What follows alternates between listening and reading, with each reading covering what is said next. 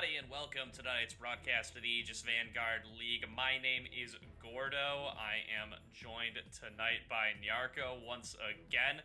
We have got ourselves a spicy little Week 5 matchup here between two collegiate JV squads. We got University of Michigan starting out on the blue side, Grandview JV starting out on the red. Both of these squads been winning pretty much more often than they've been losing so far in the AVL, looking to keep those ways going here as they face off today. Gordo, I think it's going to be a really fantastic draft and set of games here tonight.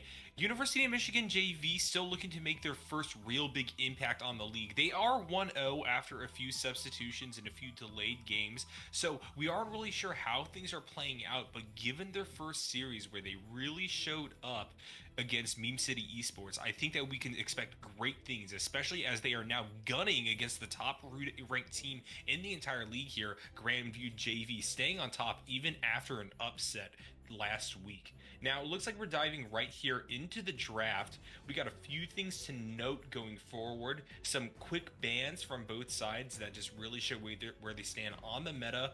A lot of big things already being knocked out here. That Jinx, obviously, such a heavily contested ADC pick. And there comes that Poppy ban against Grandview.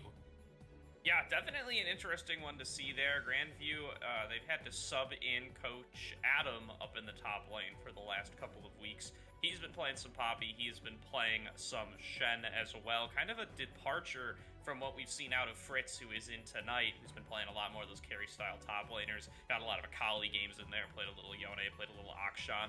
Also interesting to see that Gragas ban coming on through. You know that the scouting has been good on the side of University of Michigan. Koskinen has been very willing to pick up that Gragas in the mid lane, has seen a lot of success on it, is not going to have access to that pick this time around. The Zeri, though, goes unbanned.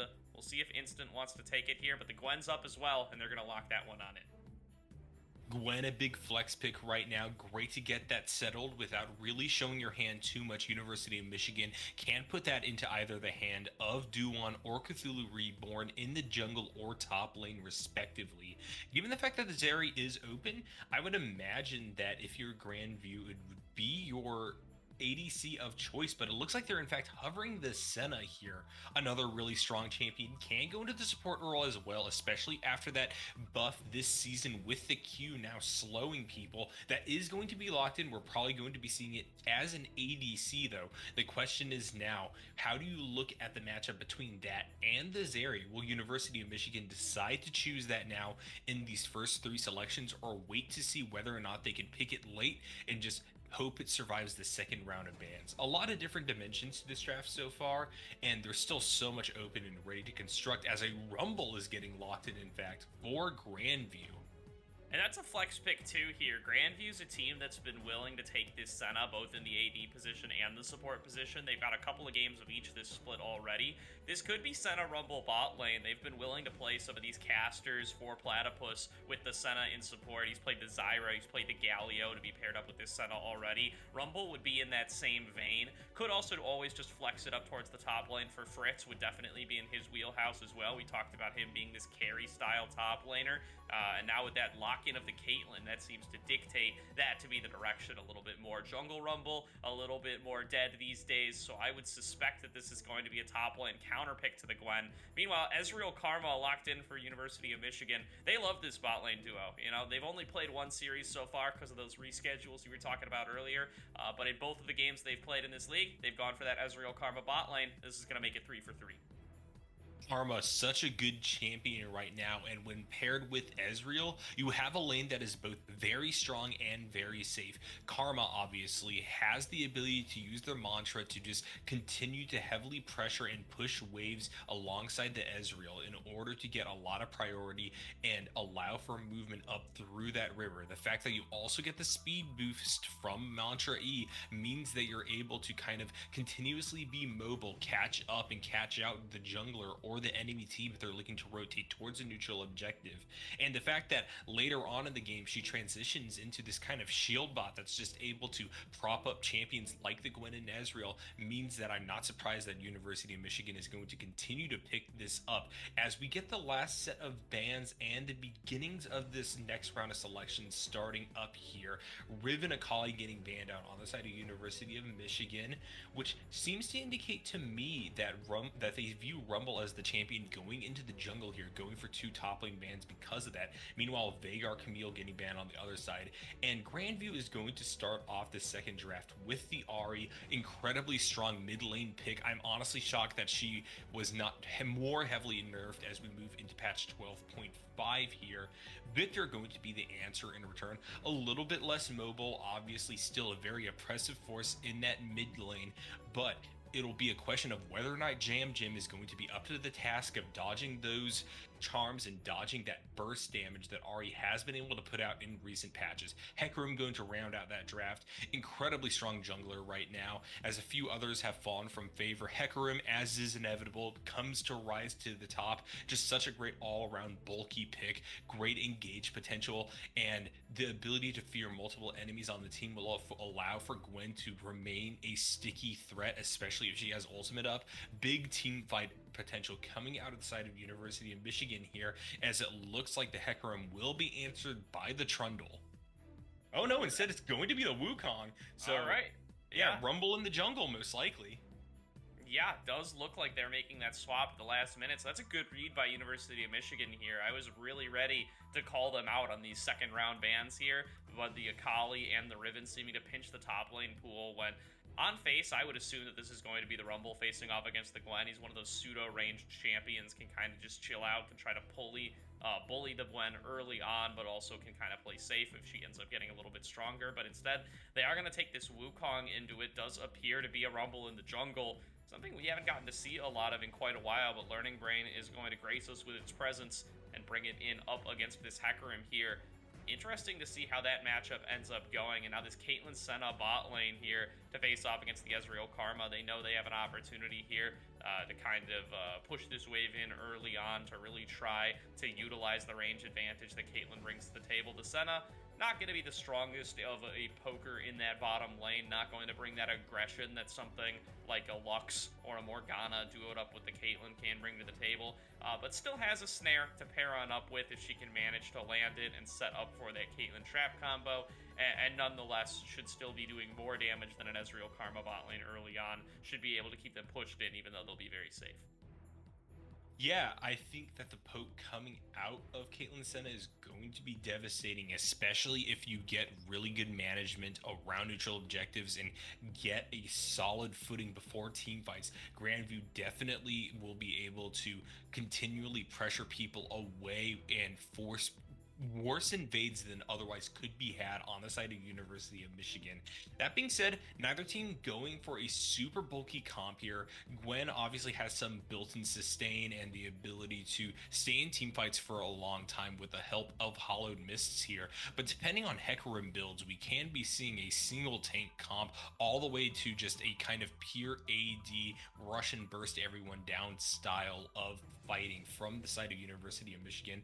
And similarly, Wukong, obviously not the most tanky of champions, but just incredible at creating discord within these big groups, just being able to use that spinning ultimate to knock out multiple people on the side of University of Michigan early on into the fight. You're looking for those dives on the back line. Just in general, the 5v5s or 4v4s are going to be exceptionally volatile on either side here. Given the selections that we're seeing though, and given the fact that Wukong probably has to act as a front line for Grandview, I'm not sure whether or not we will be seeing either team itemize in favor of Hullbreaker in the top lane. This has obviously become kind of a meta-defining strategy. That item just so gold efficient, just so powerful, and allows people to pull away multiple members of the enemy team up to them. The fact we may be seeing that is probably a good change of pace, frankly. Cthulhu Reborn and Fritz don't necessarily have to itemize towards it. Obviously, Gwen being an AP champion has much less of a possibility of doing so versus the Wukong in Fritz's hands, but just in general, I think that we might actually be seeing a little bit more of a tendency towards pure 5v5s within this game, given how these things are set up, or otherwise, I think Cthulhu Reborn will be able to split push pretty happily without the assistance of that item. Yeah, I think that's the case as well. The question is whether the Wukong goes for it or not. It's going to be a little bit of a tough ask for him to side lane up against the Gwen in the late game if he doesn't end up going for that. But also, this is a team composition where you want to get the engage off of something like a long-range Rumble Equalizer to set up for the Ahri and the Wukong to follow on up, get that chain CC on top of it, keep those members locked down, and make those crucial picks to start on off your fights. Otherwise, if they end up playing out these fights at a longer range without getting that kind of start off that they're looking for, this Ezreal, Karma, Victor, they're going to whittle them down over time, and the best engaged champion really on either side here is going to be that Hecarim. He's going to be the one who really decides once these fights get kicked on off. So from an even state, when you're standing by looking to be getting these fights started, really am going to be looking towards whether or not the Rumble's going to be able to find somebody, cut on off, and get the pick off, or if it's going to be Duan on this Hecarim really getting the engage started.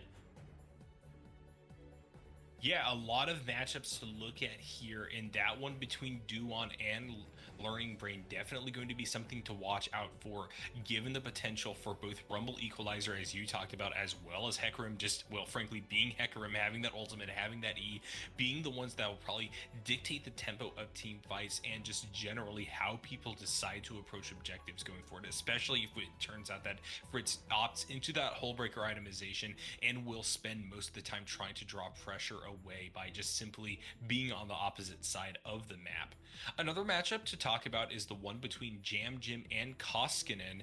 Koskinen looking for a little bit of redemption on the Ahri. The one time that we saw them bust this pick out in competitive was one of the lost rounds on the side of Grandview here. So definitely a bit of redemption. Ahri clearly after the rework now playing incredible with this incredible bursty hypermobile style. And it'll be interesting to see how Koskinen is able to adapt and utilize her kit to its fullest potential. Jam Jim going for the victor, something we have yet to see within their performance at the Aegis Vanguard League, but we'll chalk that up more to the fact that University of Michigan frankly only has a single 2-0 victory under their belt. But in that, we have seen Jam Jim gravitate towards these caster-style champions, including relatively immobile ones such as the Vanguard, one of the bans that we actually saw come out in the second half from Grandview.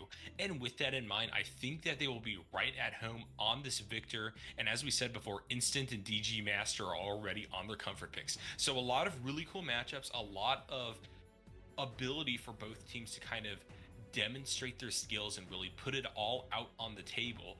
And given the fact that we have University of Michigan as a bit of an unknown variable, before we head to break here, Gordo, I'd love to hear your thoughts on who you think is going to be coming out in this first one. Yeah, I ended up predicting University of Michigan here. I'm really excited to see what they're going to be able to do on, now that they're actually going to get a couple more games under their belt.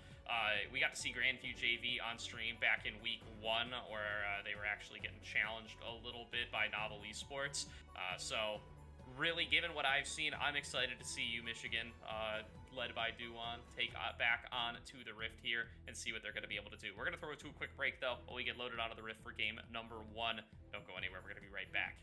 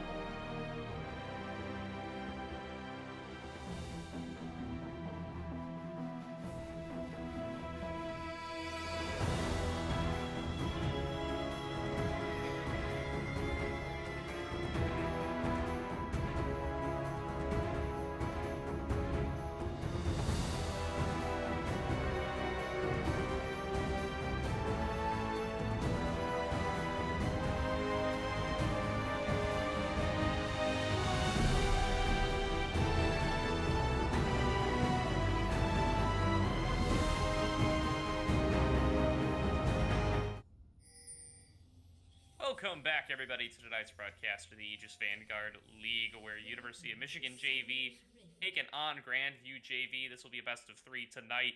University of Michigan sitting at 1-0, haven't gotten to play out all their weeks yet. Have had a couple of reschedules. Meanwhile, the side of Grandview are sitting at 3-1. Have had a lot of success in this league. Are at the top of the group. They haven't played University of Michigan yet, as very few teams have. So they've got a lot to show us here. In what is really going to be their second series of the league in its entirety. They've got a whole lot of standing left to determine to see where they're going to actually end up placing here. And this could be the start of something great. University of Michigan getting a really impressive draft off here to begin game one. It looks like we went for a pretty standard 5-point, and with this priority in the bot lane without any real vision seeming to cover, we're going to be seeing the side of Instant and DG Master kind of move in there, get a little bit of bush cheese and poke in as we get what may be a little bit of a movement to get vision in that jungle, just a ward down at the Raptors ultimately. And Hecarim deciding to start on that blue top side. Yeah, definitely here. And just noticing, it is actually 9 lives in for Sonatic here on the side of Grandview JV. Missed that during the draft, so this is not going to be the duo that's been playing most of all of Grandview JV's games so far this split. They are going to be making that move at support. Fritz is coming back in after being out for a couple of weeks here. They were running Coach Adam during that time, who really plays with a very different style of top laner. You know, he mostly was playing those tanks, played a lot of Shen games. Meanwhile, Fritz, we've known, has mostly been going in for those carries. This Wukong not going to be any different. So going to be interesting to see how Grandview adapts, both to having their starting top laner back and to bringing in 9 lives here at support. Definitely a bit of a shakeup here. We're going to see that Arcane Shift going forward alongside a bit of Q poke from the Karma, showing the kind of early game dominance that champion brings to the bot lane. In general, nothing too out of the ordinary as we began here. I like the choice to go Corrupting Pot in this lane against the Ahri early on, but Victor just in general doesn't really benefit a whole lot from that early Dorn's Ring buy. In terms of Rumble Clear, it's not something that I'm super familiar with here. But I imagine that he's a champion that will start relatively slow, pick up as time goes on. Ooh, DG Master taking a little bit of poke, though. Yeah, he's keeping really good pace with this Hecarim, actually. Yeah, through cleverly using the overheat and through keeping yourself in the yellow mode to get more damage off the Flame Spitter, feels like he should be able to clear here pretty quickly. Maybe a little bit less healthily than some of the more meta junglers, but seems to be finishing off his full clear at right about the same time that Duan is. Meanwhile, in that bottom lane, we saw a lot of early trades going towards Instant and DG Master. Really like being able to get to the wave without leashing early on these Ezreal lanes in particular. Really lets you utilize that poke that you have right as the waves start to crash. But so far, that's been turned away from pretty effectively. That's going to be a snare landed onto DG Master, forcing him to flash away. Doesn't want to get hit up with that trap combo, and that's going to give a little bit of advantage in this bottom lane towards Platypus and 9 lives. They've got themselves now a summoner spell advantage. They've got their jungler on that side of the map as well. He's already picked on up that Scuttle Crab and is now chasing Duan across the map in an effort to contest for the second one. Those Scuttle Crabs not necessarily as high of priority, but also at the same time, hey, you're a jungler. What else are you going to do? You've been fighting for Crab for years now. You might as well continue that as we see a little bit of Pixel Bush action. Yeah, nice little catch there by Learning Brain. He is overheated, so not going to have access to too many more skills, but seems to have enough damage. Duan has to pop the Ghost, is avoiding the skill shots from Koskinen here. Overheat is over and burning down there from the Flame Spitter. Learning Brain going to pick up first blood. Jim Jam comes on in, though, and is able to make the trade onto Koskinen. Now is out of mana, though, getting chased back by Learning Brain once again. Ends up being a 1-for-1 trade, but the first blood does go over to the side of Grandview JV.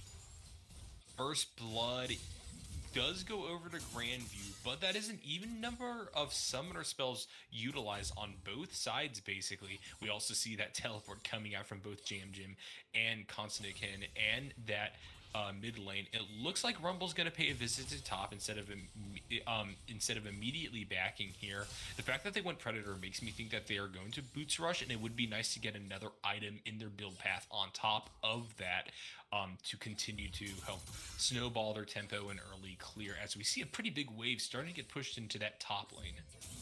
Worth calling out from that first blood too. The first blood gets assisted by Koskinen, but the return kill from Jam does not get assisted, so that's going to be even more gold advantage going over towards the side of Grandview JV. It ends up being, about 550 for one side total versus only 300 on the other, nearly doubled for the side of Grandview. So really coming out ahead as a result of that trade is responsible for fair bit of the gold lead they've already got for themselves, as well as the CS advantage Learning Brain has been able to pick up.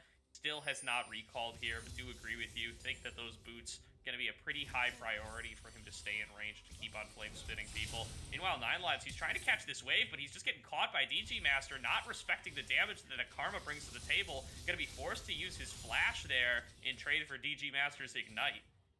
You can almost feel the tension rising as that W continued to stay onto 9 lives' Senna right there. Ultimately, the flash is going to come out, and DG Master's got to be pretty happy about that. Obviously, going to be using that Ignite to try to get a kill. Why wouldn't you? But also at the same time, this is now the supports trading flashes rather than the Karma being down. This allows and opens up the Karma to continue to revert to playing pretty aggressively once again. Jam getting caught out in the mid lane, though. Yeah, this is a 2v1, going to get Jam pushed down pretty quickly there. Nice empowered Flame Spitter, nice full combo from the Ahri, going to mean that that's going to be the second kill of the game. Going on over to Koskinen, he's going to keep getting farther and farther ahead here. Learning Brain getting a nice little gold advantage for himself as well. Dude still has not recalled though, sitting at 101. Gonna have a big cash out here once he finally decides to be done, but he's got the equalizer available, and he wants to utilize it here in this bottom lane. Instant going to clear that wave, shifts forward, that's the shift down. There goes the equalizer, not going to land on the instant, but gonna force DG Master into this little nook here. He has nowhere left to go because of the placement of the trap. Platypus gonna finish off that kill, and now snared up onto the turret. Instant gonna fall as well. Meanwhile, Fritz has caught out Duan in the jungle, is calling up Koskinen to try to get the collapse on in. Duan does not feel comfortable going in for that blast cone, is dashing backwards. Koskinen's already used the Spirit Rush. It does look like they're gonna end up backing away from each other. Pretty action-packed few moments right there. The fact that you were able to extend that into a double kill bot lane for the side of Grandview is going to be really big. That lack of a flash on the side of DG Master sealed their fate, but incredible route by 9 lives onto instant really helped that solidify into a pretty dominant position for Grandview JV. And as you said before, this was literally all before Rumble went back, and instead of going for a boot, it looked like they got so much that they're going to go straight into Hextech Alternator and Blasting Wand, which reads to me like you're going to be going for either a Shadow Flame or Horizon Focus pretty early on here.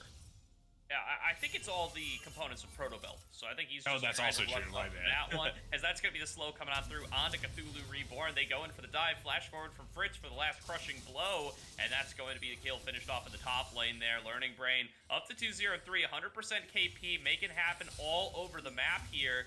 And is just dominating on this Rumble pick. You see why they put up so much priority. 9 lives gonna get caught on out here though. Duan arrives, and there's not going to be anything he can do to get himself on out of that one. Now Platypus getting knocked back on in. Nice pathing by Duan to get the knockback, and that's going to be another kill picked on up. Goes over to DG Master.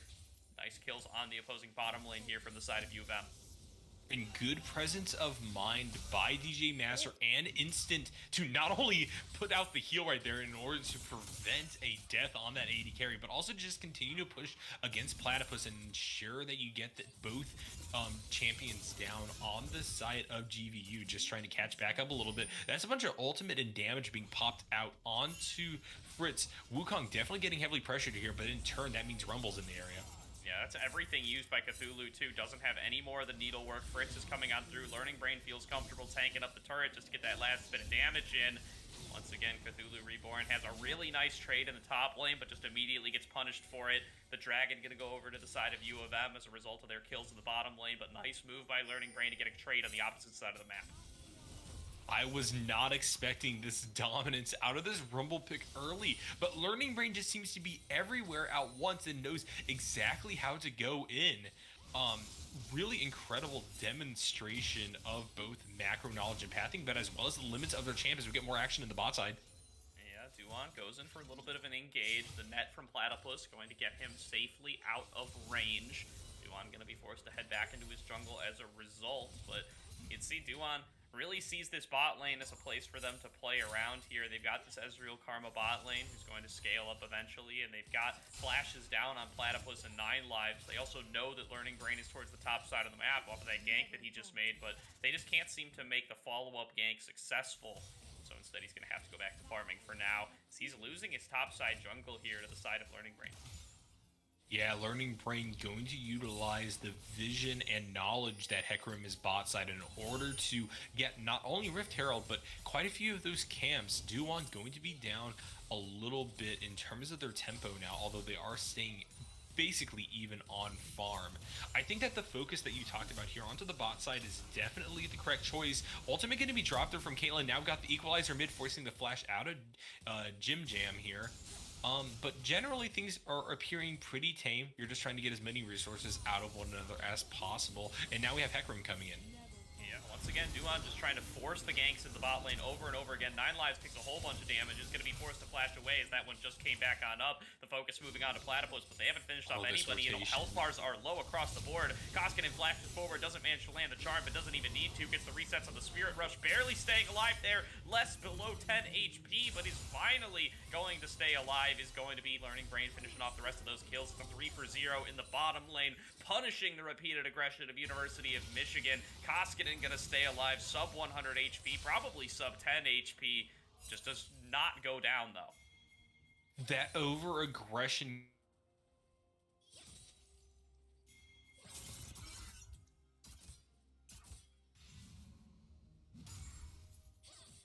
Oh, did we lose him? I think we lost Nyarko there, or we lost me. I'm back on in here. On Narco here, but we'll get him back here in just a short while. We're continuing on. Sorry, gotta get my stream back on up so I can tell what's going on. But it's been a great performance here from Grandview so far, managing to counteract most of the plays that you have been going for. You have to get caught out here yet again. Learning Brain goes unstoppable as he just one-shots the man.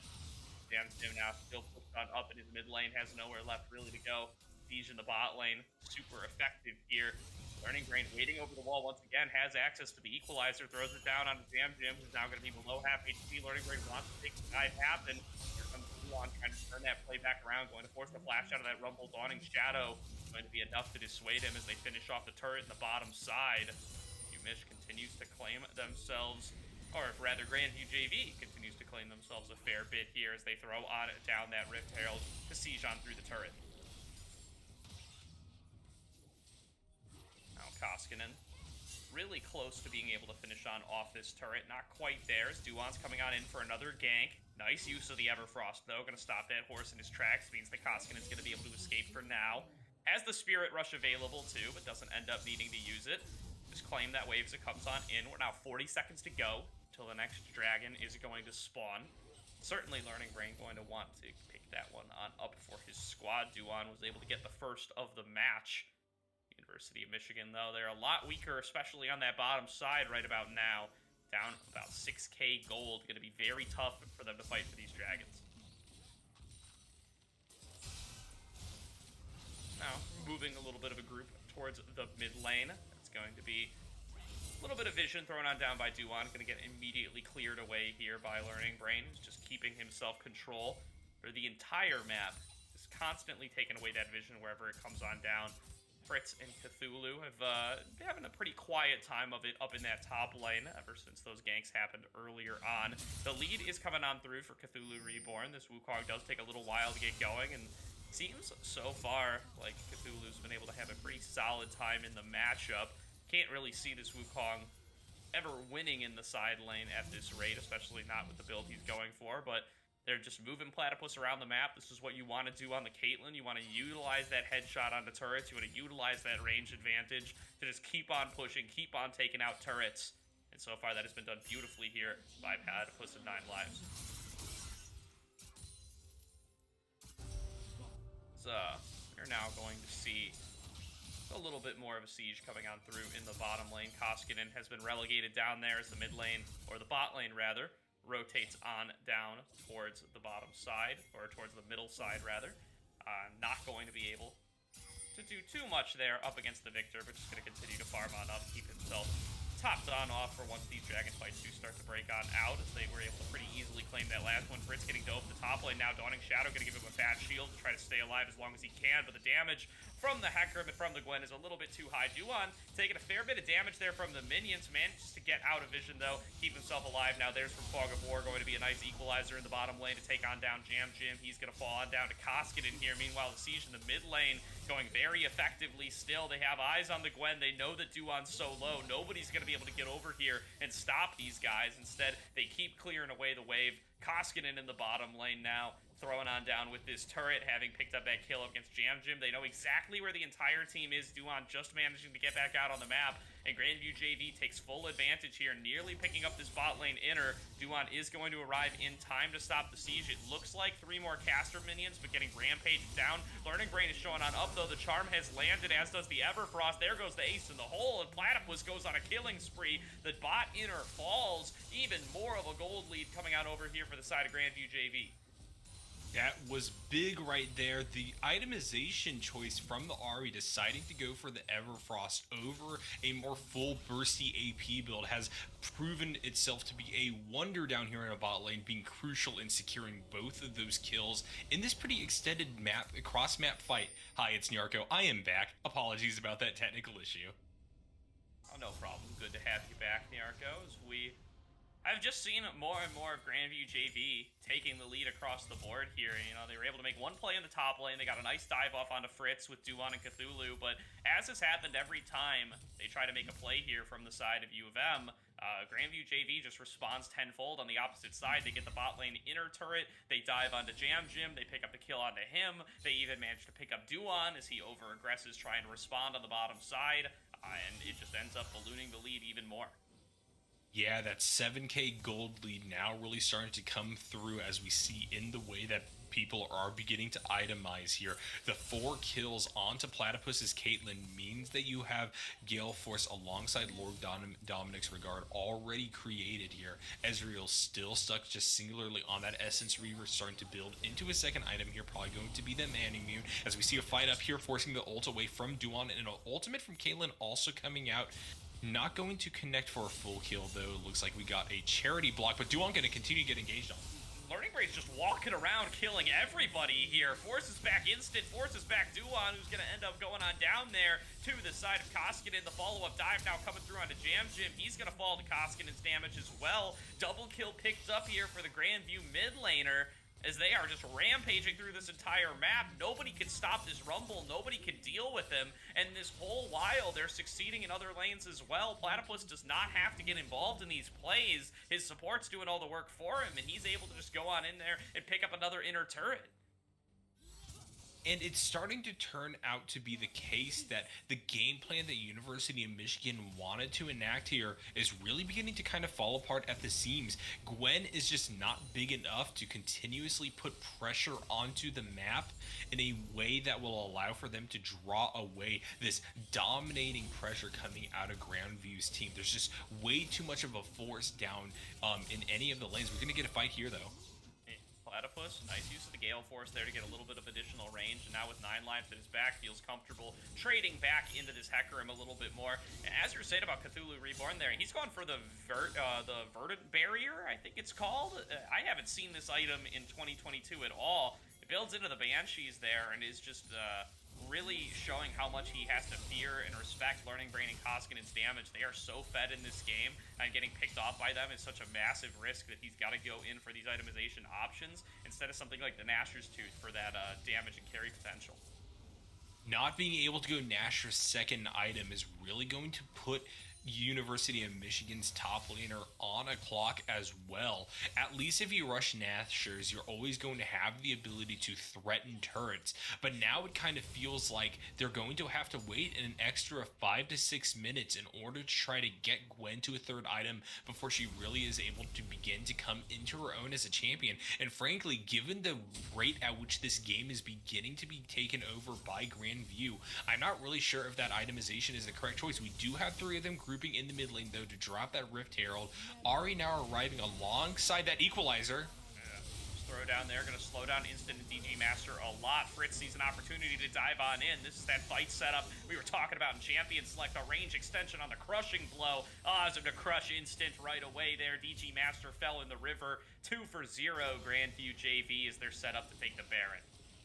And this Baron may be what ends the game. Look at how far pushed we already see all of these lanes for Grandview JV. They drafted this team comp that just simply ran over University of Michigan in the early game. And when you combine that with this kind of growing desperation that we've been feeling throughout the players on University of Michigan to kind of pull things back and get a few kills of their own on the board, that's just led to this huge set of crushing maneuvers on the side of Grandview.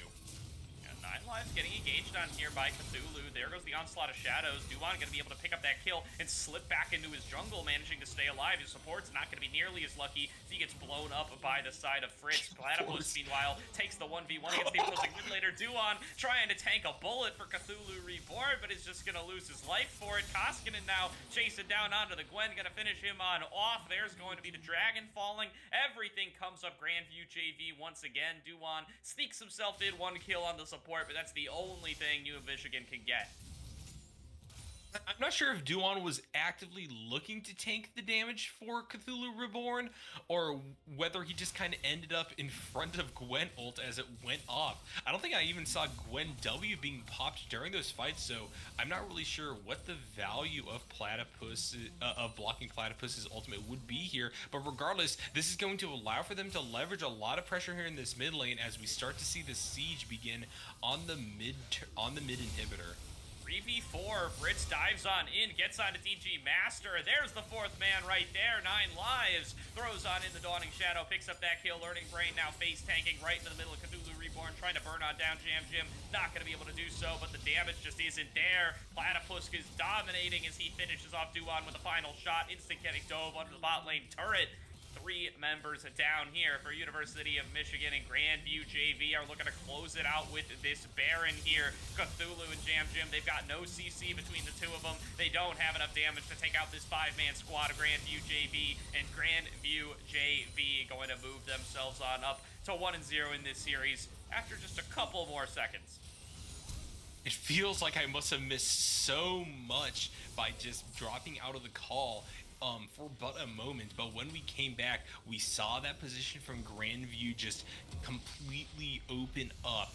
It became a matter of not if they were going to find a way to win this game to, there was a clear win condition, there was a clear path forward, and whether or not they were going to be enacted in a timely manner. And timely it was, a 23-minute game on the board, going over to Grandview JV here. And now, Gordo, I must say, when we were in that back room during the break, I think that we both heavily favored University of Michigan's draft here. I don't think we expected at all the power of this Rumble pick. Is this worth a ban going forward? Is this worth heavy consideration? Or is Learning Brain just cracked and on a different level with this champion? Yeah, I mean, it's hard to tell. He got a lot of kills super early on, was really just rampaging through the game there. Started on off by being able to make plays happen in the mid lane, and never really slowed down from there after the first blood. Just came back, got himself another kill, went towards top, got him a kill there, went towards bottom, was able to pick up even more.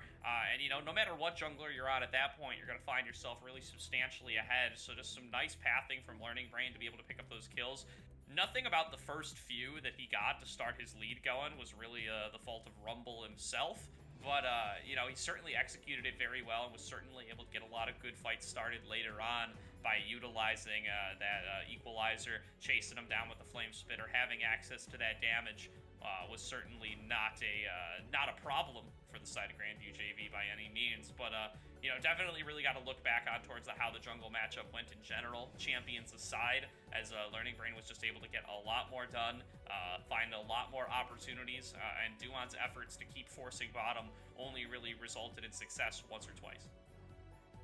And that early game snowball radiated in more ways than one. Even though we had that first Mountain Drake go over to the side of University of Michigan, this was almost immediately traded back by an early Rift Herald, which, when combined with the level of tempo and pressure coming out of basically every lane from Grandview, it meant that you just got the snowball rolling that really could not be stopped by University of Michigan. There definitely were a lot of bright spots coming out of that team, though. Gwen got a lot of priority in that top lane, got a lot of pressure, and was able to bully Wukong to a greater degree than I personally expected there in that early game. But unfortunately, given the presence of Learning Brain, we just saw that kind of translate not into necessarily a lead, but rather an overextension that was caught out not once but twice. So with that in mind, I think that there's definitely things that can develop and grow as we move on into the second draft and second game. Yeah, looking forward to it here. We're going to throw it to a quick break while we get into draft for game number 2.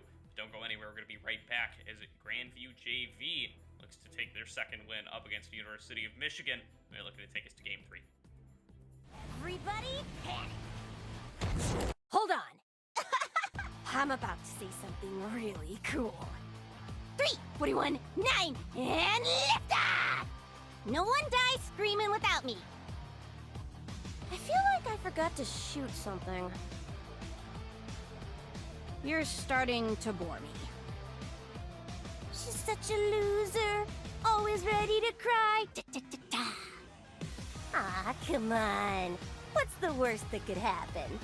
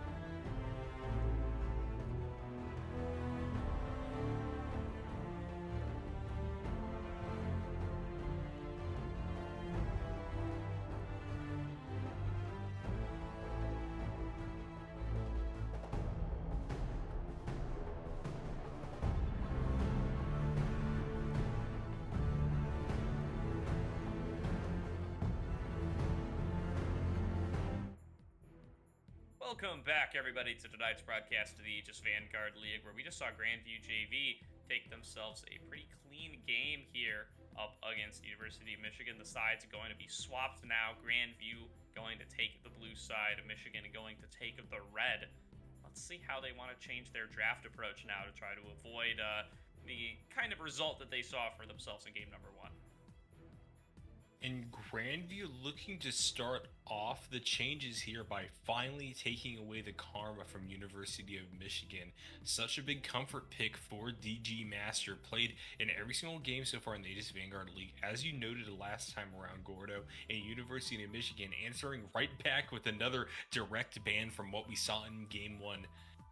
Gwen going to be taken away here. This was something that they themselves had picked up, but given the fact that they have no pick priority this time around, it looks like they're going to be deciding to take that out of rotation. Yeah, it's going to be tough for Michigan here. You know, they had a lot of flexibility to ban away comfort picks from Grandview JV, given their position on the blue side. They banned the Gragas, the Viego, the Poppy, and it feels like it's going to be tough to ban any of those on the red side. There's a lot of priority champions you really want to take off the board. You can see now, Caitlyn and Aphelios banned away. Grandview are daring Michigan to ban away this Jinx, and if they don't, they might just take the Zeri. This is a really tough position to be in from draft. A lot of big marksmen still opened up after it looks like Grandview opts to ban out the Aphelios, kind of giving that bait and allowing for University of Michigan to play a bit of chicken here on who they want to ban. It looks like they're going to decide on the Jinx this time, and Grandview is going to utilize that priority to begin the draft off with the Xin Zhao. Yeah, I mean, this is going to be a super powerful pick for Learning Brain, so it looks like it's not necessary to ban the Rumble. Learning Brain will go right towards this Xin Zhao once it's available. Is one of those top-tier meta junglers, feels just fine into basically everything that you could throw at it.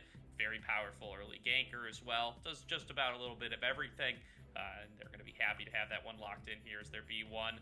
Duan going to respond to it with the Lee Sin here, though, and they're going to blind a Nautilus for the support position, getting ready to face off against whatever bot lanes are going to be brought out here. We're moving into the second tier of bot laners this time around. You know, the Ezreal Karma not going to be available as a lane with that Karma being banned away, and now Senna, Jinx, Aphelios, Caitlyn all off the board. We're going to be moving on towards some other marksmen. And it'll be good to shake up that bot lane, and frankly, regardless of what Grandview decides to select, even if they do in fact go for an ADC here in the first round, which it looks like they will by locking in the Ezreal, I'm happy with that Nautilus being picked up for University of Michigan. There's really no support that I would rather blind pick with. The jungle matchup looks to be a pretty early game heavy one. A lot of good skirmish possibilities with both Lee Sin and Xin Zhao being notorious for their power spike basically coming after their first clear here. Bard going to be locked in for Grandview, looking to solidify out that bot lane here.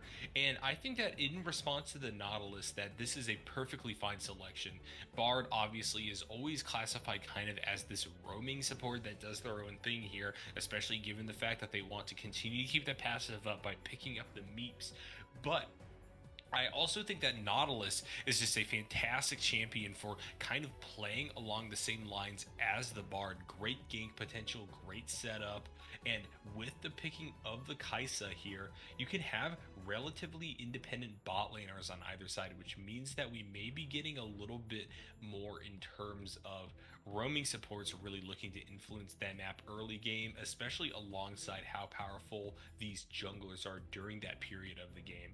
This next set of bans starting to come through here. Akshan being one of the first ones selected to get knocked out by University of Michigan and going to be answered right back with the LeBlanc. We haven't seen these champions picked up in this series so far, but we know that these are things that have been played in solo queue by Koskin and Jam Jim respectively. So I'm happy to see them kind of be knocked out here.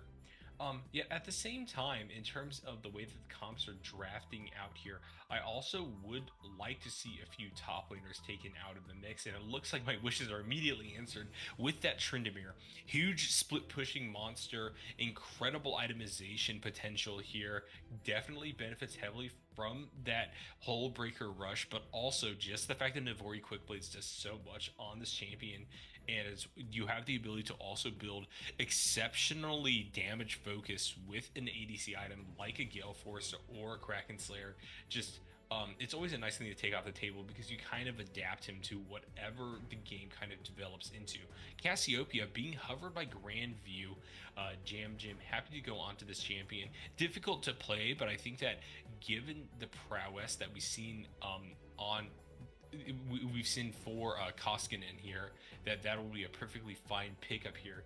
Jam Jim going to be this last selection now, looking to see what to answer back with. The Gragas going to most likely go into that top lane against the Camille. Yeah, love to see the Cassiopeia here up against this Yumish draft so far. Cassiopeia hoses so many champions that they've already selected in here. The Camille, the Lee Sin, the Nautilus, the Kaisa. They're all going to have such a tough time up against Miasma.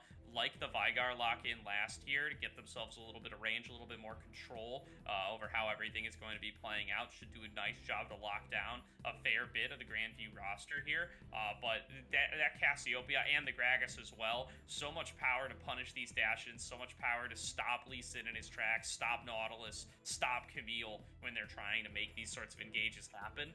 It really means that Grandview can really just sit back and try to poke away with impunity here. They're going to have this Ezreal, they're going to have this Bard deficient for stuns, and, you know, I'm kind of interested to see here, too, who's playing the Cassiopeia and who's playing the Gragas. Because you look at this draft on paper and you say it's definitely Gragas top lane and it's definitely Cassiopeia mid lane, but the Cass is probably pretty good into the Camille there. We've seen it play top lane previously, and just given the players we're looking at here, Fritz loves to play these carries, loves to be, you know, in control of his top lane destiny, doesn't feel like much of a Gragas player, and Koskinen has 4 Gragas games this split. He loves to play that fat man in the mid lane, and we'll see if they end up giving it to him here in this game number 2. Going to definitely be something we watch out for as we are going over to client side draft now, which will kind of confirm or deny the suspicions that we have brought to the table. I totally forgot about Koskinen's prowess on the Gragas. I don't think that they have lost a game yet within this league on that champion selection, and Cassiopeia has been one of those more premium range top laners, especially on the AP side in recent patches. Just the amount of damage and pressure she's able to put out is it actually allows for her to be one of the few mages that can really cut through the beefiness of the fighters and tanks that we see often going up into that lane here. And it looks like you're right, Gordo. That is going to be Fritz there on the Cassiopeia, into Cthulhu Reborn on Camille.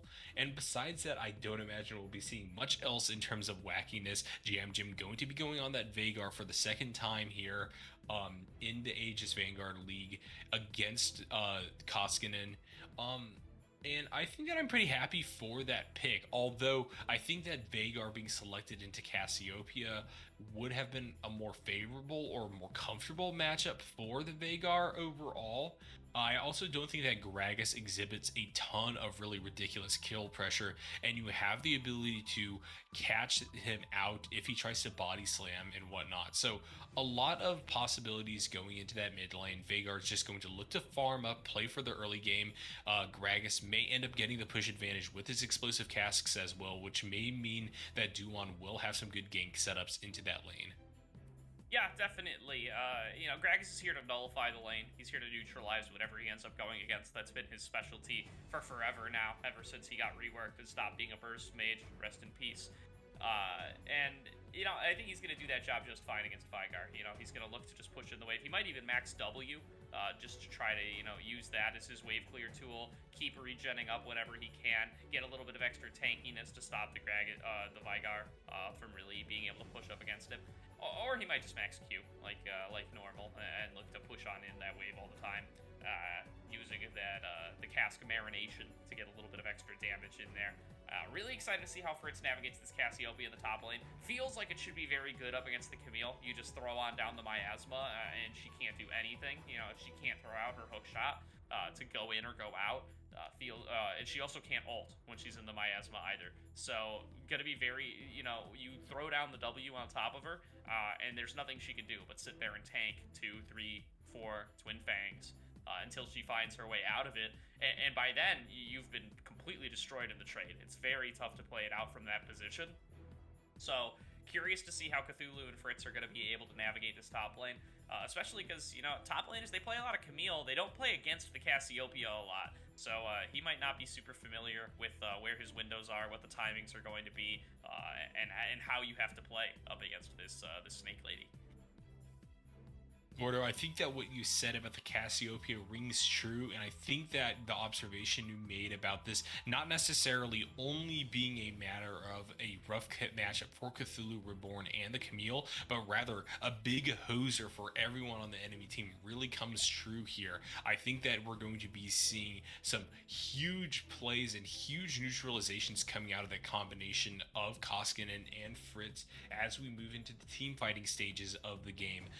Last time around, I think that frankly the last match was just so heavily dictated by a few early plays that we never truly got a 5v5 between these two teams. But this time around, if fingers crossed things go a little bit better for University of Michigan and we see them maintain parity with GVU as we go deeper on into the game, it's going to be a matter of how well can University of Michigan pick their fights. Can they set up good vision and get early tempo advantages when it comes to engages and whatnot? Can they get damage down onto the carries? Can they maybe catch out the roaming bard as he goes for vision? Those kinds of questions are going to really come at a premium, because trying to just jump in on a lot of members of Grandview is going to be incredibly difficult.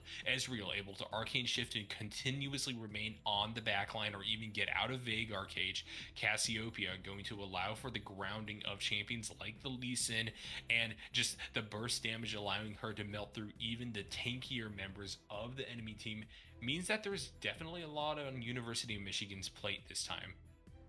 Absolutely here, and very excited to see these two drafts take to the Rift. Very excited to see this Cassiopeia top lane, and very excited to see if University of Michigan, with a completely different look from both sides here, can present a little bit more of a threat here and give us a competitive game. We're going to throw it to a break here when we get loaded onto the Rift for game number 2, but don't go anywhere. We'll be right back. Grandview JV takes on U of Michigan for the second time tonight.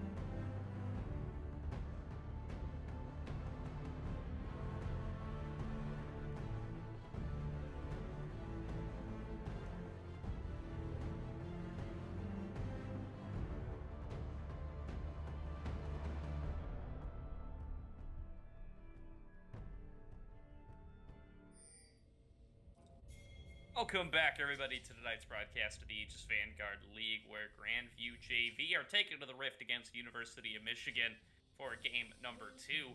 Grandview were able to win a solid game number 1 off the back of Learning Brain's Rumble Jungle and just a solid performance from every single player. Now, back at even, we're going to see these two teams with totally different team comps face off once again. We do have a side swap here in game 2, and maybe that'll create the mojo necessary for University of Michigan to try to bring this into a game 3. Early item starts all look pretty normal. We see the Gragas going for that tier.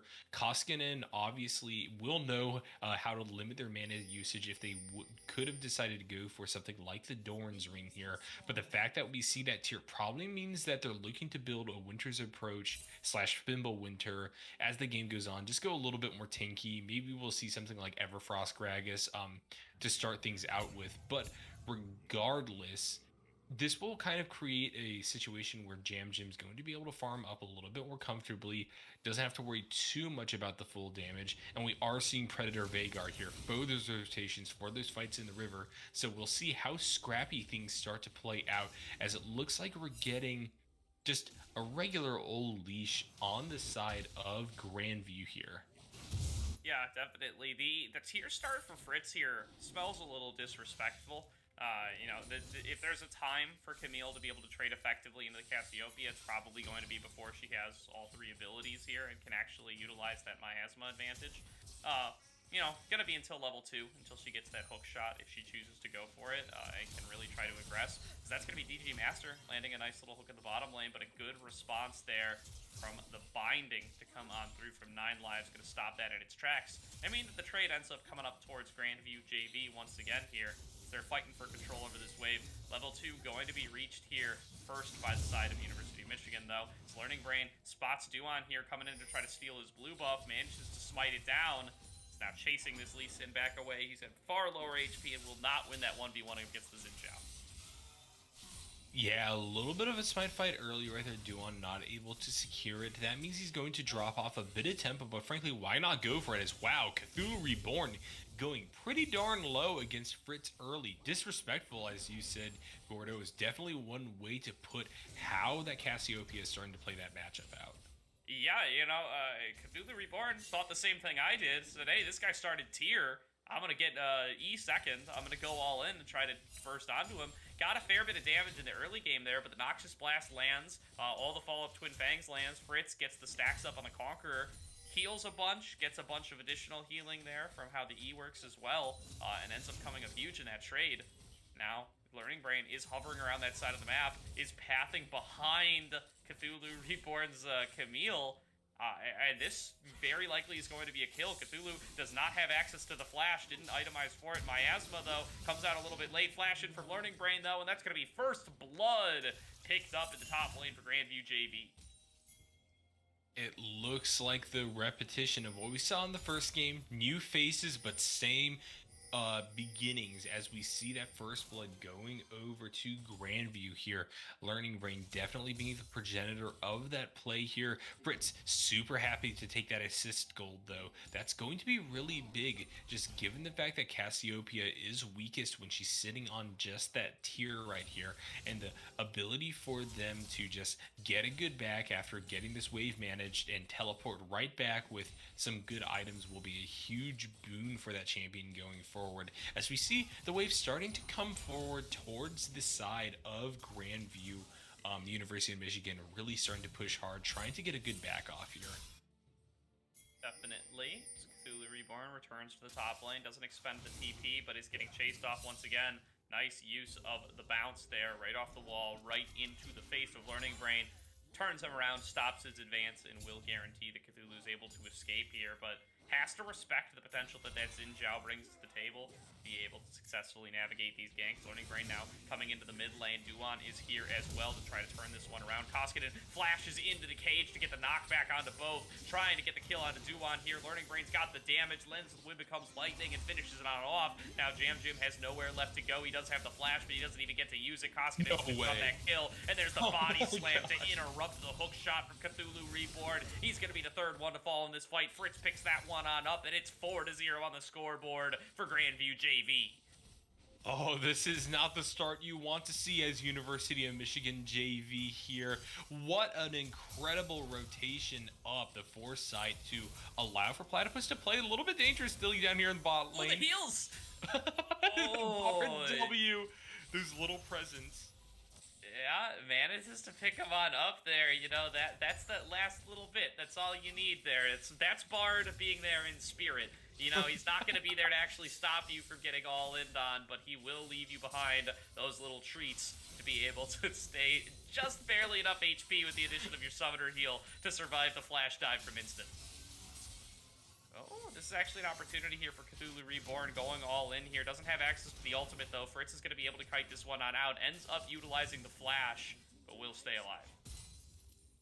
It's an action-packed game right here. We also have it engaged down onto Bard, who, you know, had the option Magical Journey out, but is just going to walk back to turret. Here in the mid, that's a few more autos getting traded back onto Koskinen, but ultimately things running pretty darn even for the two of them. What I wanted to say earlier was just that we saw such incredible blending of macro and mechanics, as it looks like we're getting a gank onto the mid lane from DG Master. Koskinen threatening Jam Jim there, forces him to flash away, but the full collapse does come on through. Duan arrives to the mid lane and is going to be able to pick up that kill there. Forces the flash out of the Vanguard, but is not going to escape with his life there as Koskinen ends up giving up that kill. You can see he played that really effectively up until that point, though. Is avoiding the stuns, is keeping his body slam available to constantly be both a disengage and an engage tool. DG Master, though, along with Duan, just the 3v1's a little bit too much for Koskinen's Gragas. He ends up falling on down. It does look like he is going for that Everfrost, by the way, so doing his best Rise cosplay. Yeah, going to be the same two items that Rise has been building in recent times here. In all likelihood, as we get a hookshot onto the cast. Yeah, Fritz, nice job by Cthulhu Reborn. Sneaks himself out of the miasma to throw down the ultimate to be able to avoid that ultimate, the Petrifying Gaze from Fritz. Means that the kill will end up going down. If Fritz had popped that just a little bit sooner, snuck it in against Cthulhu Reborn, it could have potentially even been a double kill. Fritz will end up going on down there. Koskinen finds an opportunity onto Jam Jim, gets a nice explosive cast to push him away from the turret, and has more than enough damage to finish it on off. 9 lives comes on in, ends up finishing that one with the Meep. So that's now instant chasing down on a Platypus. Caretaker's Shine, once again, going to be the lifesaver for Platypus. He has to expend the flash, but he's got some cookies waiting for him. He can hide back out under the turret.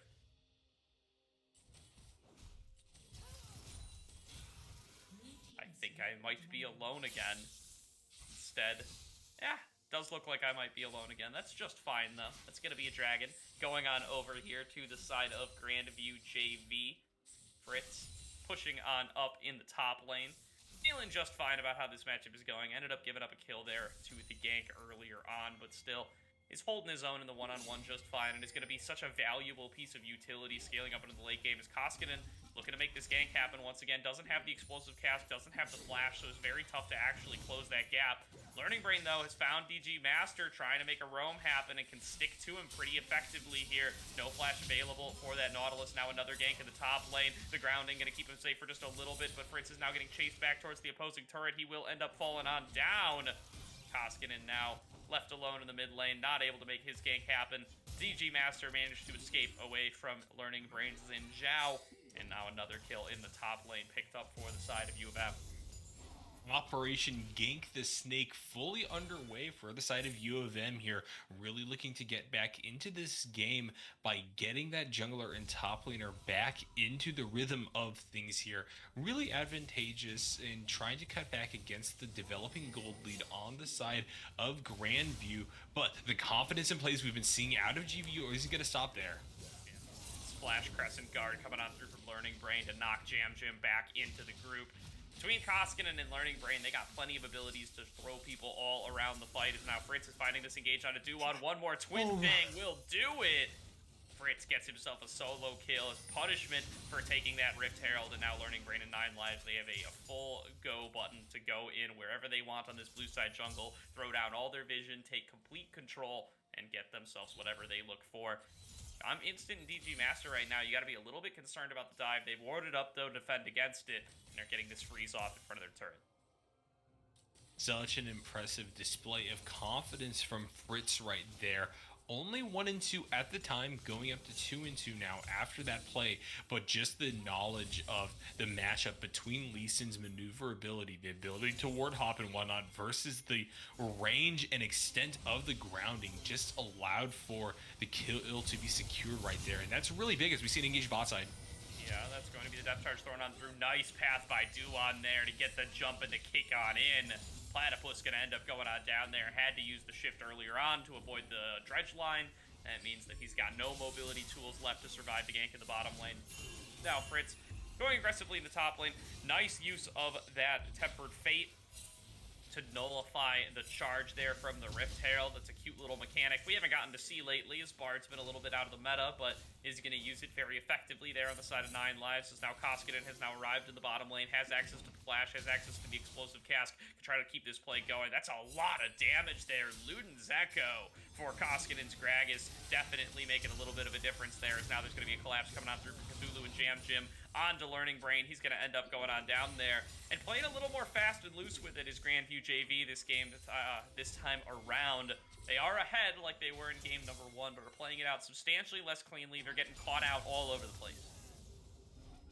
Yeah, the trades basically coming across the map for University of Michigan allows them to stay in it here.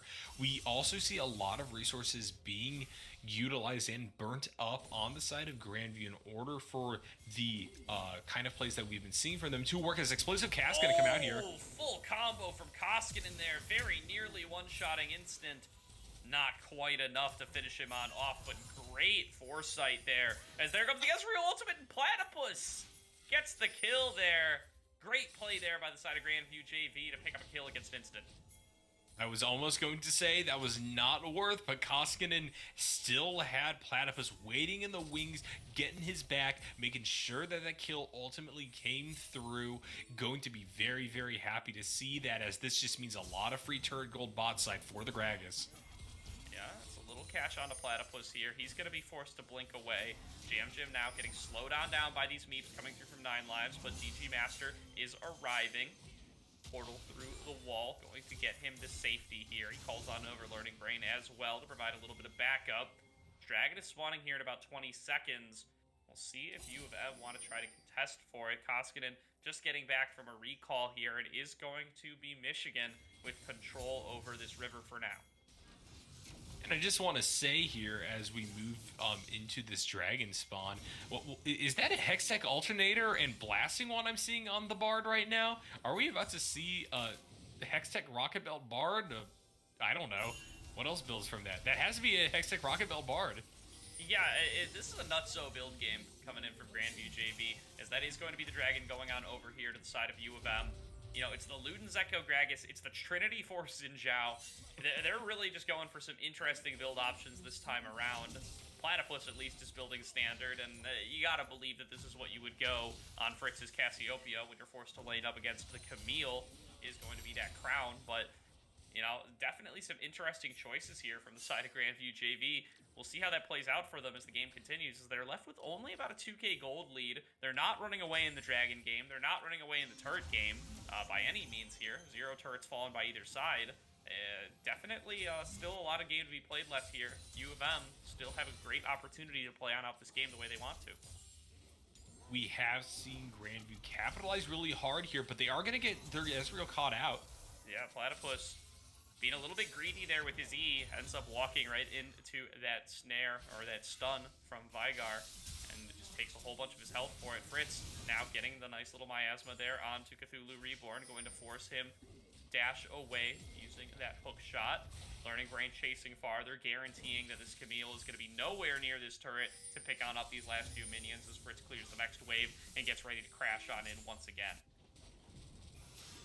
Big plays across the map, not necessarily translating into kills, but a lot of pressure, a lot of push waves from the blue side as we get an engage down onto Duon.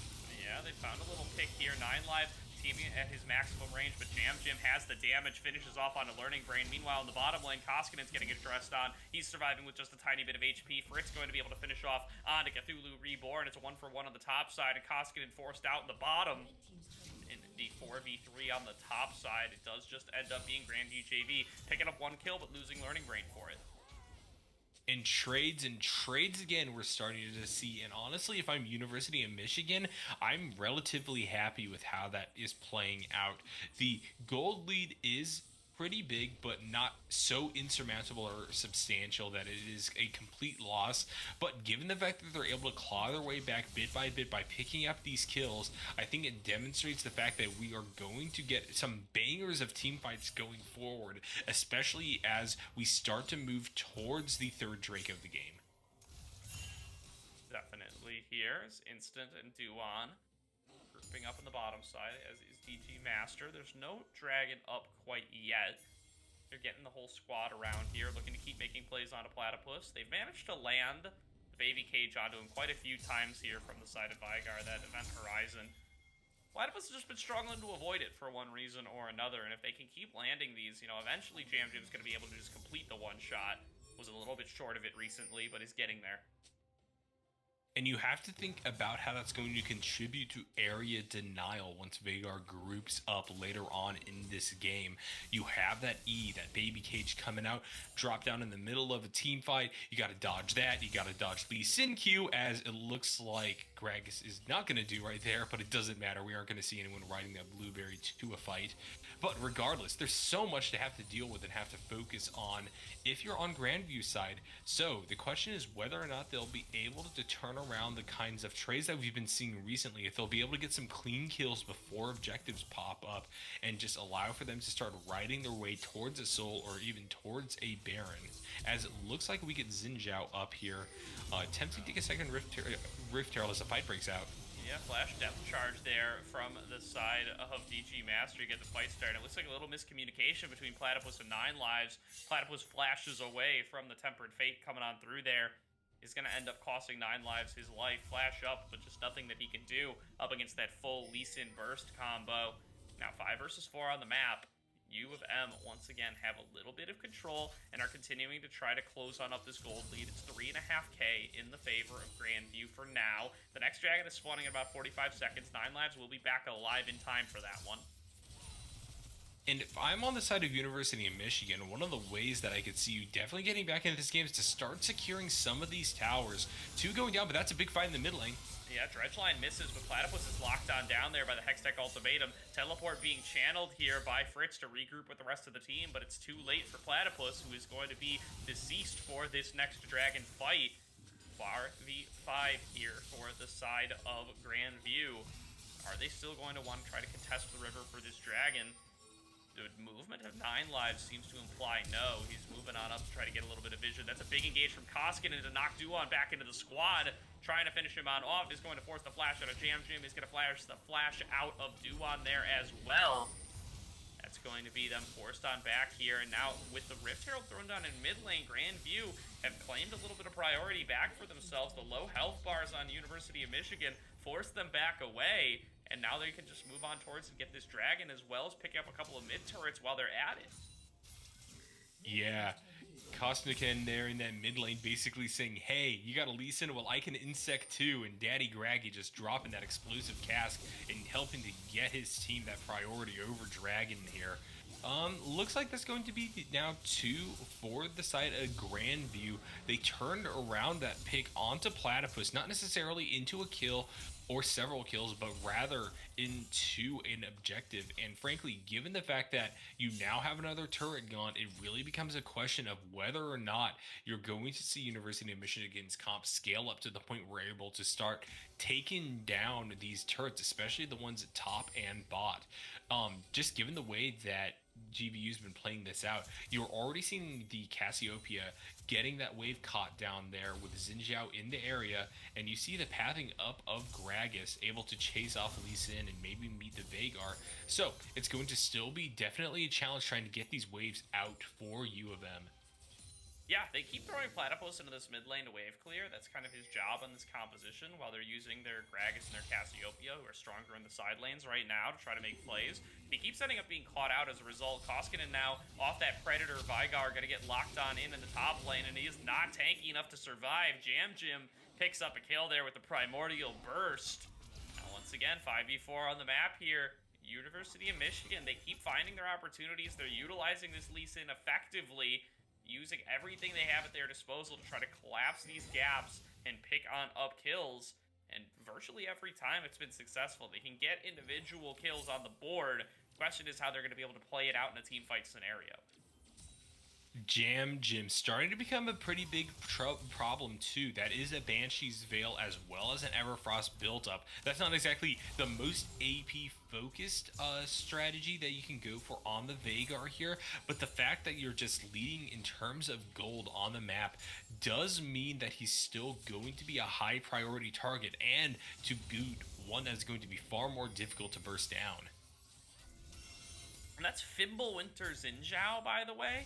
So we're really experimenting with builds today, boys. This is some non-standard stuff that we're seeing coming on out here. The full burst Gragas, the Triforce Fimbulwinter Zinjao, and it is going to be the Essence Reaver here in the bottom side, or the Night Harvester rather, for this Bard, who's just getting trying to go for the burst damage. Learning Brain getting caught out once again here. He's not very tanky, not this time. Now that's going to be the hook landed on a Platypus. That's going to be enough time for the Killer Instinct to come on through. Flashes right into the hands of Cthulhu Reborn. Now the stun coming on through, landing onto Gragas. Koskinen going to lose his life here. That's a big Tempered Fate to try to keep the fight alive, but it's already over, baby. Jam Jim picks up another kill. Duan's the only one who falls down. It's a 1 for 3. University of Michigan, they win themselves the team fight, and they take complete control of the map. Big plays coming out, a little bit of overconfidence from the side of Grandview JV means that they're finally going to start giving up the much needed prio. That is double stun coming out from the Bard though. Oh, flash forward for one more Twin Fang from Fritz. Nearly finishes off Jam Jim. The heal comes through from Instant to keep him alive. You gotta keep your wits about you here up against this Grandview JV squad. Everybody on the team is constantly looking to make plays. Are they gonna find Jam Jim? 9 lives, finds him, flashes forward, goes in, trying to use the Night Harvester damage. He's got it. He might make it into a double here. Getting melted on down by Instant, though. Instant going to be able to finish off that kill. It's a 1 for 1, but it's support for mid laner, and that's a big amount of shutdown gold into this Bard's pocket. I bet that we're going to be seeing some kind of hybrid damage build coming out next year. Who knows what Grandview's got up their sleeves in terms of these build strategies. But yeah, Night Harvester doing a lot of work right there, allowing for Bard with the help of Magical Journey to get that kill onto Vagar. Big shutdown, maybe not the best to go over onto the support here, but given that it looks like a gold intensive build, also definitely not the worst. It's also a nice idea to get that done before this dragon spawns in about a minute. You're already at 2 on the side of Grandview, and you're beginning to lose in these individual one-on-one fights. I think that with a neutral objective coming up, it's probably best if you leverage your team's individual strengths into a more kind of concerted effort to push for a singular goal, and that may prevent more catch-outs and more disasters for GVU. So I'm happy to see this, and I'm hoping that we're going to finally get an assemblage of everyone down here in the bot side of the map. Yeah, Grandview JV doing a good job of setting up for this dragon now. They get the priority in mid lane. Instant has to respond to that. Teleport from top lane to mid inhibitor turret there from Jam Jim, just to try to get himself grouped back on up with the rest of the team. Trying to take control over this river is Grandview. They push their way on in there. They're going to try to fight for this next mid wave as well. Looking to get a little pick here onto DG Master. He's going to go into the stasis to try to buy time for the rest of his team to collapse. Learning Brain now trying to back on away as Cthulhu Reborn is coming on in for the flank. That's going to be the Tempered Fate landed there onto Cthulhu. He's going to finally fall on down. This Zinjao has plenty of damage there with that Trinity Force build. Jam Jim gets a lot of damage out, but ends up pulling on down without claiming himself a kill. 3 for 0 for Grandview JV. They execute the fight better. They move on towards the dragon, and this is going to put them on soul point. And this is exactly what we were talking about here, Gordo. That kind of fight is what you need to stop these weird bleeding plays where you basically have a few people getting caught out by the grouped form of University of Michigan. Basically, Grandview said, look, we keep getting these weird picks being dropped onto us, and in turn, we were losing our gold lead a bit. Let's just get one together, let's push forward, and let's get the fight that we know we can win started here. And that's exactly what they did. Big picks coming through. Looks like 9 Lives is starting to try to go for another one here, getting that slow down onto Instant. Yeah, looking to maybe make something get set up for Learning Brain there. You know, this Bard damage, especially once he gets more meeps, to keep stacking on up all of the effect that that's going to have and get a little bit more damage. He's going to start to hurt here with this Night Harvester build that he's gone for. Especially against the likes of Jam and Instant, who are not going to be building tanky at all. They're really going to be at risk of taking, you know, a fair bit of their HP. Bard ends up with 3-4 meeps. He can just chuck those on out there pretty quickly and really start to chunk you out pretty low. Bard's passive never ceases to amaze me personally. It's led to some really interesting builds over the years. Those full AD attack speed builds with rapid fire cannon and the like have always been a personal favorite of mine. I have yet to see this AP in solo queue, much less this level of play, as we see a big cage come down. Yeah, so much damage landed on the DG Master, but they're making it match onto Learning Brain here. Jam a little bit too far up, though, has to step forward to avoid the Tempered Fate, and that's going to be the opportunity. Learning Brain needs to spring his trap and finish off the kill onto the opposing mid laner. Now it's just Duan left trying to escape through his own jungle. He's got multiple people on his tail. He's low on HP. The Baron's getting started up. He can't even dream of contesting with that one. He's just hoping he can escape here before Koskinen finds him, but Koskinen is here. Duan now coming on over, going to find that they're doing the Baron, but he's just going to get bursted on out there. Miasma plus Grag is right on top of you. There's nowhere left for you to go. And with the jungler down, this Baron should be easily claimed here for the side of Grandview. Yeah, no, looks like things are all coming up blue side once more in this game here. Grandview started off the game strong, and we saw a little bit of a dip in that mid game where you started to see them play a bit sloppily, maybe getting a bit overconfident here. But that confidence, as we've seen throughout the Aegis Vanguard League, has never been misplaced. They know that they could win these games, and we see that when they come together, they really make that magic occur. Another big team fight for them. It looks like Jam's trying to go for something topside, though. 9 lives, doing a great job here. He's winning the trade against the enemy Vanguard. Never mind, Primordial Burst just completely one-shots him there. Jam's got a little bit too much HP for anything like that. But that was really close, you know. He does a good job. He throws on out the beep, uses that to pop the Banshees, and there's my God, the ultimate again. I didn't see it coming.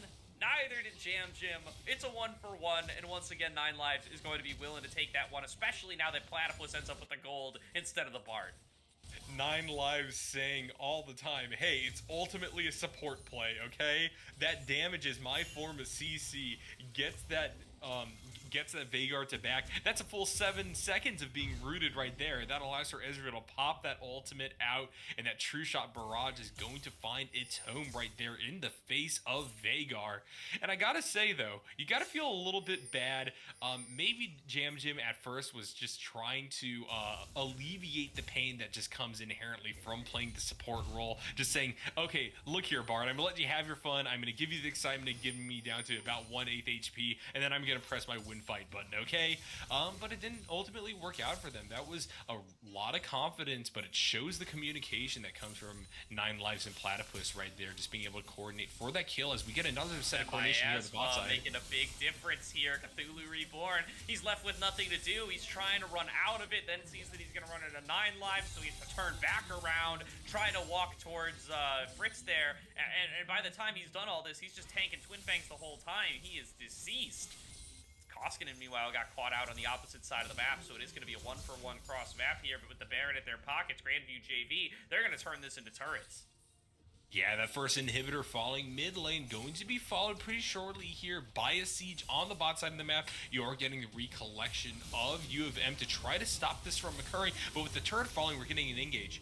Oh, just locked down for so long there. DG Master can't find an opportunity to move. Duan goes on in, finds a fancy little kick, but there's nobody to really follow up on it. He's going to end up going on down here as he's got 2 members on top of him as soon as he comes out of the stasis. There's going to be the one-shot button from Jam, going to be able to pick up onto the opposing jungler, but he's lost his entire team in the same breath. Now the lockdown comes through onto 9 lives. He's up a little bit too far. He's going to end up falling on down with Cthulhu respawn and Fritz low on HP. It looks like the side of Grandview JV, they're going to back on off of this play, but they get themselves the bot lane inhibitor, they get themselves the mid lane inhibitor, and they get themselves a Nexus turret. And Dragon is up. This will be sold for the side of Grandview. Getting those 2 inhibitors basically seals the fate of University of Michigan when it comes to contesting the Dragons here. I don't think that they'll be able to even make it over in time before it gets fully melted by the relatively fed members of Grandview from here on out. Yeah, that's Mountain Soul. That's the highest win rate Soul right there in the pockets of Grandview JV. They're feeling pretty good about their chances of clearing this one out. There's only one Nexus turret left, only two non-Nexus turrets left. Gonna be a little while until they can get onto the Baron again, but not even sure they're gonna need it at this point. If they find themselves one more good fight, should be able to close out the game right there. Otherwise, they'll give it a couple more minutes, they'll wait for that big purple worm, and they'll close it out on those terms. And not only does the priority that we see develop for Grandview lead to just these kinds of benefits on the map where you're able to move up the vision line and whatnot, but it becomes a very tangible way to force the verdict of games, basically. You know that they're going to have to fight as Baron is coming up. The lockdown onto Duan, though. He face checks into the Petrifying Gaze. Now dashing on through that Event Horizon is going to be Learning Brain. He finds the follow-on up. Now Jam going to be forced to flash over the wall. Koskinen falls on up with a barrel. 4 for 0. There's that good fight we were talking about. Grandview JV, they don't need a Baron. They just need 4 kills. And it's only going to be Cthulhu Reborn here left to try to defend 1 versus 5. His final Nexus turret, but first, he's got to get through Bard, and Bard's got plenty of damage here with the Demonic Embrace finished as well. Trying to try to scoot himself on out of there with the hook shot, but that's going to be it for this series. Grandview JV, they keep their winning ways alive. They're going to move on up to 4-1, and they're going to take this series 2-0, handing the University of Michigan their first loss of the ABL. And this shows why Grandview has stayed on top for so long here. Just a little bit of fountain farming going on from here on out. People have a bit of fun. But I think that this shows that even in the face of a little bit of shakiness stemming from the early lead that they built up and the confidence that came with it, Grandview is always able to remain mentally fortified and just push through any difficulties that they find and understand what the next play is to be made on the map here. University of Michigan put up a fair fight both games, but ultimately it's a few little mistakes, a few catches out here and there, and a few misreadings of the outcome of a team fight that ultimately allows for Grandview to emerge victorious here 2-0 in the Aegis Vanguard League.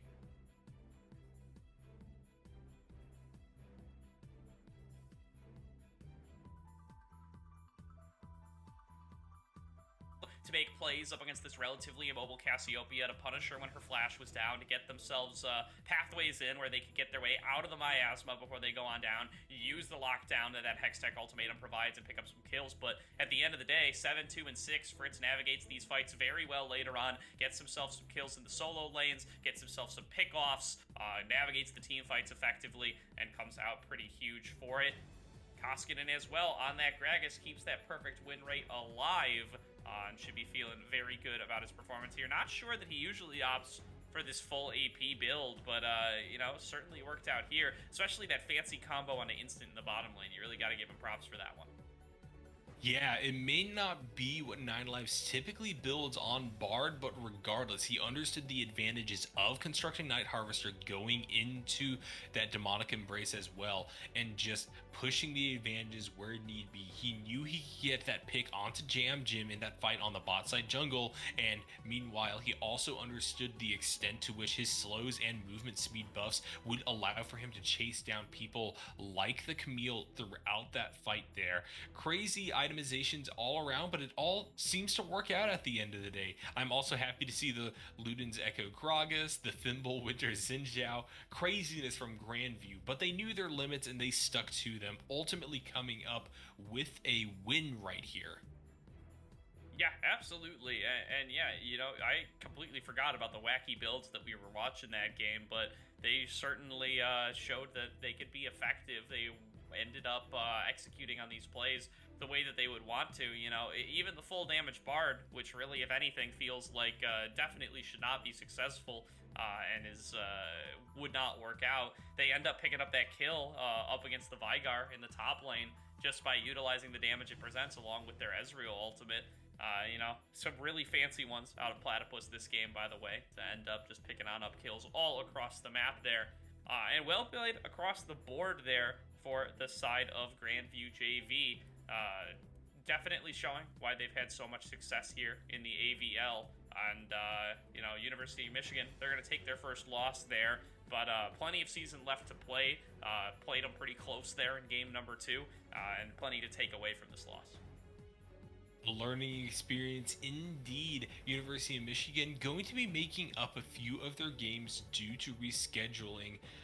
But going forward, I definitely want to see more of their coordination. I want to see how they bounce back, and I want to see them show that their mental fortitude was not just a fluke here in game 2, that they're able to continue to push back against big mounting leads from their enemies and eventually emerge with an advantage or drawing even. Maybe just a bit more cleanliness in team fights, a bit more vision and understanding of the flow of the map on a broad macro level could help them. But broadly, I think that we have a very promising contender moving forward here in Aegis Vanguard, and I can't wait to see more of them. Same here. Very excited to see how they do as they plan out the rest of their series. They're about 3 weeks behind the rest of the squad, or the rest of the field. So at 1-1 here, we'll see how they end up matching up once they do get those matches played. Meanwhile, that's going to do it for our stream here for week 5. We'll be back next week, of course, for week 6 and throughout this week with the other Aegis leagues. But for tonight, from myself, Nyarko, and Malcolm on production, have yourselves a great night, and we'll see you next week.